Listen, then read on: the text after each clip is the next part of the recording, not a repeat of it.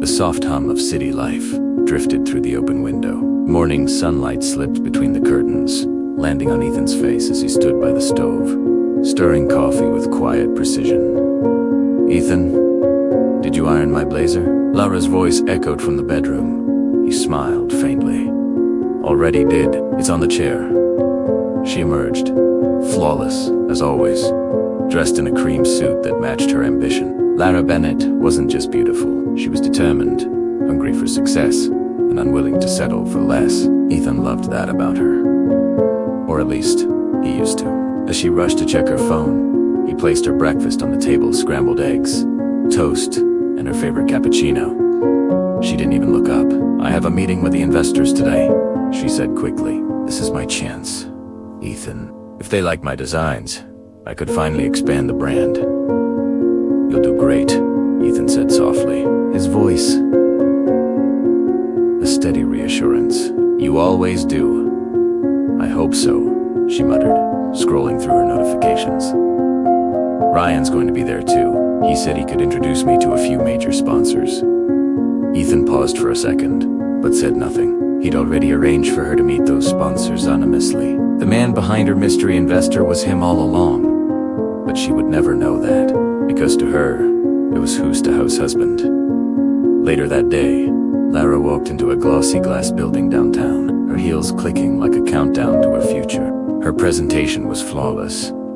The investors applauded. Ryan told, charming, and confident, smiled at her from across the table. When she got home that night, she was glowing.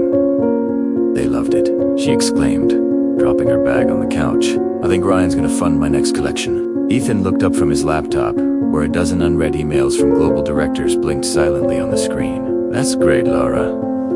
She sat beside him, finally noticing the same worn-out gray hoodie he always wore. Her smile faded. "Ethan, don't you ever think about doing something? I mean, something real?" He raised an eyebrow. "Real? Yeah." She sighed, a hint of disappointment in her voice. "A job? A goal? You're so smart, but you're wasting yourself. I can't keep being the only one chasing a dream." He looked at her, then really looked at her. All this time he'd believed their love was built on something more than money, more than status. But her eyes told him otherwise now. "I thought we were chasing it together," he said quietly. She stood up, frustrated. "Together, Ethan? You don't even have a job. My friends keep asking what you do, and I don't know what to say anymore." He took a slow breath, trying to anchor himself. "Does it matter what they think?" "It matters to me," she snapped, her voice sharp.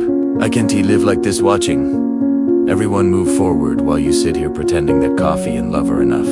The silence that followed was heavy, suffocating. Outside, the city lights flickered like broken promises. Ethan looked down, his fingers tightening around his cup. He could have told her everything right then that he was Ethan Cole, the billionaire founder of Cole Global Industries, that every dollar she'd ever spent on her dream came from him. But he didn't. Because love built on truth should never need proof. "If that's how you feel," he said quietly, his voice hollow, "then maybe you should go." She froze, caught off guard. "What if being with me embarrasses you?" he continued, his gaze steady. "I won't hold you back." Lara hesitated. Her eyes softened for a fleeting moment, a glimpse of the woman he once knew. Then they hardened again. "Maybe you're right," she whispered. "Maybe we just want different lives." She walked toward the door, each click of her heels against the floor, an echo of finality. At the door, she turned back one last time. "I really hope you find what you're looking for, Ethan." "I already did," he said, his voice barely audible. "I just lost it." The door closed. The apartment was silent again. Ethan sat alone for a long moment, the weight of the city pressing down on him. Then, he exhaled deeply, a single breath that carried away years of pretending. He reached for his phone and pressed a single button. A professional female voice answered instantly. "Good evening, Mr. Cole. The board is ready for your conference call." He looked out the window at the same city she wanted to conquer, a city he already owned. "Connect me," he said, his voice steady now, devoid of emotion. Let's talk business?